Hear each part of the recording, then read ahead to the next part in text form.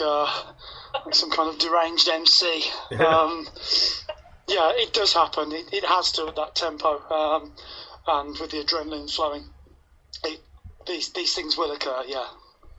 So I mean, what I found with you is you have a very strong kind of command as a frontman, and so I suppose if you do kind of have that situation, is it a natural thing for you to just be able to kind of wing it, but because everyone's kind of drawn to look at you, they don't worry about that. They wouldn't notice it because of the way you perform. Would you agree? I'd certainly agree that I'm capable of winging it, yeah, for better or worse. There are lots of words flowing around each of our heads, I think. So I can draw upon those when needed, even if they are slightly nonsensical. But they're never offensive, so that's not a bad thing. I was going to say that is a good thing, isn't it? So I mean, the frontman thing, is that something that you just comes naturally to you? Are you that type of person where you can just get on stage and you take control, or is it something you've kind of worked at?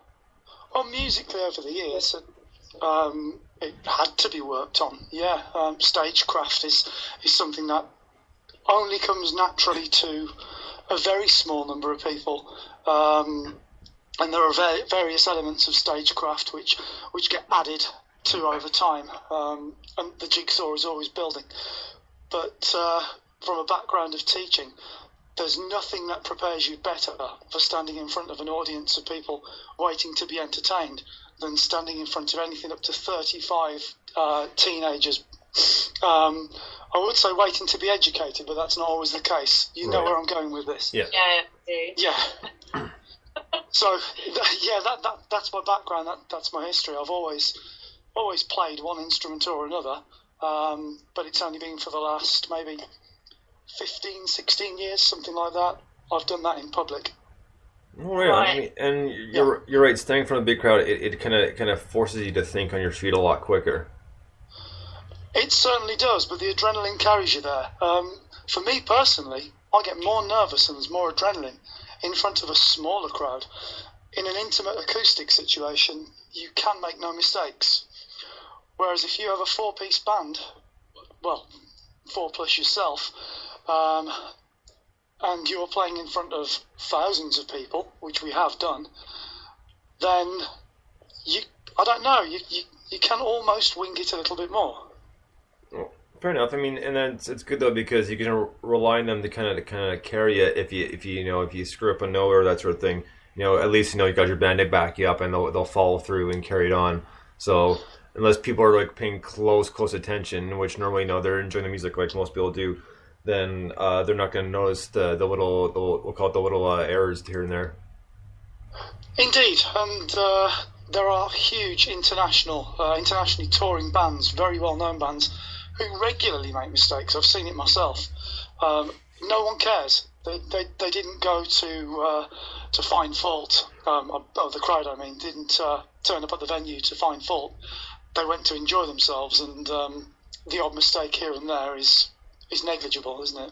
Absolutely. I mean, and I know I've noticed it a few times too. I remember I'll keep the names out of this, but I remember seeing one band and they're playing one of their big tunes and got through the second verse, and the bridge happens, and they go to the third verse, and you almost see him look at his face like he's like, man, I'm blanking. So he repeated the second verse over again, and then he got halfway through and then realized like, all right, this is where I'm at now, so I got it. We'll cover it. So. Yeah, there's a band whose name I can't remember at the minute. Some people listening might be shouting it out, but they did a track called Dream Evil, metal band. Who's that? I can't. They're quite a well-known band, American guys. Wait. I'll have a look. But I remember reading an interview with their guitarist, and he started playing the wrong song completely, and wondered why everybody else wasn't fitting around what he was doing. I've done that, so yeah, it's easy to do. Yeah, I'm not sure who the band is. I'm blanking. I know my metal pretty well, but that one I'm not sure, honestly. Well, it's pretty funny, but I know it makes the show. But like you said, people are there to enjoy themselves. I mean, it didn't bother me at all. I thought it was funny because I could see the look on his face going, "Uh oh." Like, Indeed. so now, when it comes, since you're the primary songwriter, do you, besides the lyrics, do you come to the table with music as well, or do you guys bring the lyrics down first and you guys kind of all work on the music together? Mostly, yes. So I'll have a chordal structure, and then other things will be suggested. So, about 80% will be there to begin with, maybe more sometimes, causally speaking, and then the band will, I've used the metaphor before, but dress the skeleton. Oh, that's awesome. No, go ahead. I like that. Yeah. Cheers. Yeah, I'm not a totalitarian either. A great dictator. I'm always open to suggestions. Some of the best things we've done have been complete collaborations, with the exception of a very, very basic structure of chords to begin with. Well, that's cool. I mean, and it's good, and makes it, in some cases, makes it a lot more fun being a group effort as opposed to a kind of a one-man show. Because excuse me, in my opinion, if you're not willing to take any feedback, then you might as well just do a solo project instead of doing a band, because it kind of defeats the purpose of me, personally speaking. Yeah, absolutely. I know with Summer Skies, which is off your new EP, that's completely developed, hasn't it? That's evolved because of your new drummer. Is that right, Tim Wilson? That's right, yeah. So that's kind of an example, isn't it? How that's kind of evolved. And he's quite exceptional, isn't he? He's a fantastic drummer, yeah. He's with, again, the roots in metal and in prog as well. So he's very disciplined. Lots of alternative time signatures and many hours practicing alone to clicks with 36:15 time or whatever he's doing there. So yeah, he added a lot to that. He brought, to use a horrible cliche, a totally new dimension to it. It's the only song we've recorded twice. It needed to be done. I was going to say, what was the main reason for you to kind of do that? There must have been something.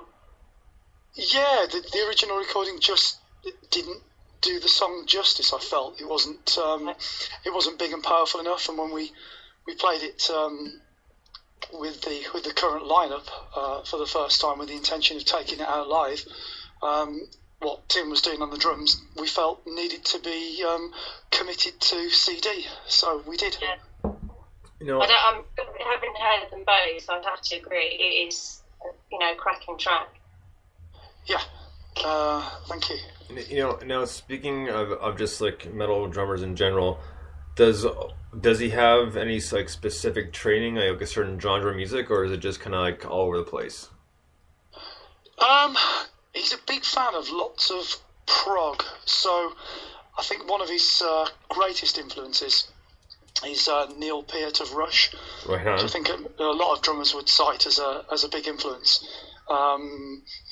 He's also into lots of classic pomp rock as well. He's a big Queen fan, so he can be steady and metronomic and a drummer of tone when the situation calls for it.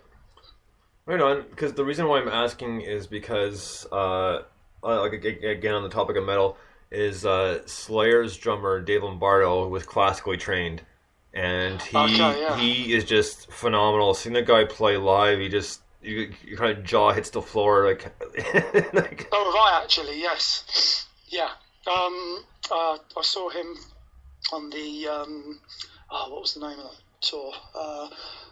The Unholy Alliance tour, I think, with Trivium and Mastodon. Okay, yep. All great drummers. I mean, all great musicians there. All 13 or 14 of them, however many there were. I was particularly impressed by the Trivium drummer, actually, for showmanship as much as technical ability. Sure, because I've seen Slayer a few times, and I've also seen Dave Lombardo with like a side project, because I saw them for the last tours. I think it was at least 10 years ago. And they played with Megadeth and Testament, and I'm pretty sure that was for God Hates Us All, which is like an older CD. and I saw them way back when for the Rain and Blood tour. But he did a side project. The band is called Fantomas, and the makeup of that. Oh, yeah. Right. So it's Mike Patton, who's the original singer for Mr. Bungle and Faith No More. Yes. The guitarist is Buzz from the Melvins, and the bassist is pretty much a good friend of Mike Patton's. Pretty much followed him with all his side projects, for the exception of Faith No More. And when I saw him play for Fantomas, the same thing. He just destroyed that show. It was like, couldn't believe it. It was so cool because it's the first time I kind of seen him in a smaller setting, because the place I went to was only 500 people capacity. So Okay. so to see him rock it out and beat the crap out of those drums was just something else. So it was like, I always enjoy watching him play. Yeah, I mean, in Wolverhampton, where I'm from, there's a second-hand collectibles antique store, and one of the things they had for sale, I don't know how long it was in the window for. It was a ripped drum skin signed by is it Igor Cavalera of Sepultura? Yes. I just found it quite funny that it found a little collectible shop in Wolverhampmpton. This Brazilian drum monster. Yeah. Wonderful. That's a crazy thing to have. I actually, we're gonna get to another song in a second, but I actually have drumsticks signed by Neil Peart, because I saw them back in '96, and that was for Test for Echoes. Yeah. And it was a 2-hour show. And the short and skinny is, I moved from Canada to the U.S. High school was in. I went to the show, but didn't really know anybody. And a few people I talked to there said, "Well, why don't you meet someone?" Geddy Lee's niece went to the same high school I did. Okay. So it was it was quite the thing. It's like your kid. He's like, no. So backstage passes, the whole deal. That's superb. So it was so cool, and they are the nicest guys in the world. Like, really down to earth, because they're completely straight edge. You know, don't smoke, don't drink, nothing. Okay. And very interesting guys. So we're gonna take a quick little break here, and we're gonna get to, because since we're talking about, we're gonna get to the song "Summer Skies." So this is Under the Banner, "Summer Skies."